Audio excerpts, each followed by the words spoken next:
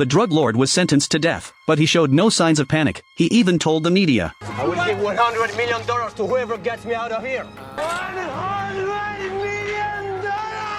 The police thought the man was joking, but they didn't expect the news to spread rapidly on television. Tempted by the huge reward, all gangs and criminal organizations eagerly sprang into action. Soon after, during the transfer of the man to another prison, an incident occurred. When the vehicle door opened, a robber shot and killed the driver. Unexpectedly, the first to betray them was the police officer sent to escort the prisoner. He walked straight up to the wealthy man, unlocked his handcuffs, and let him out of the vehicle. But just as they were about to escape, other SWAT team members arrived. His accomplices resisted from outside, but were quickly shot dead by the SWAT team. The traitor tried to cover the wealthy man's escape, but was immediately betrayed by him. Without cover, the traitor was swiftly gunned down by the SWAT team. In the end, Lewis also failed to escape. After this incident, the $100 million case began to escalate, and the police finally realized the seriousness of the situation. To successfully transfer the wealthy man, the police decided to use a military aircraft for a secret escort. However, just as they were preparing to take him away, a gang sniper hidden in the shadows pulled the trigger.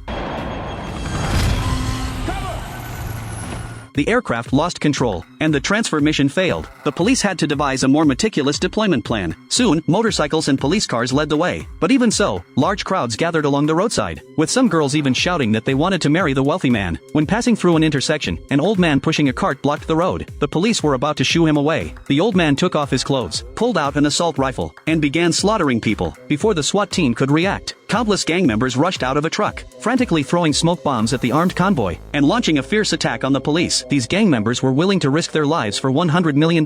However, when the gang leader approached the escort vehicle, he found that Lewis inside had been replaced with a dummy. It turned out they had fallen into a police decoy trap. The real Lewis was being escorted by a SWAT team through an underground tunnel. Soon, Lewis was loaded into a pre-prepared vehicle, but during the journey, Lewis started causing trouble again, asking the SWAT members in the vehicle about their monthly salary. Lewis said if they stopped the car and let him go, he would give each of them $20 million. Hearing this, the SWAT members immediately began beating Lewis. But just then, the driver suddenly stopped the car and pointed a gun at his teammates. Tempted by the enormous sum of money, he had turned traitor.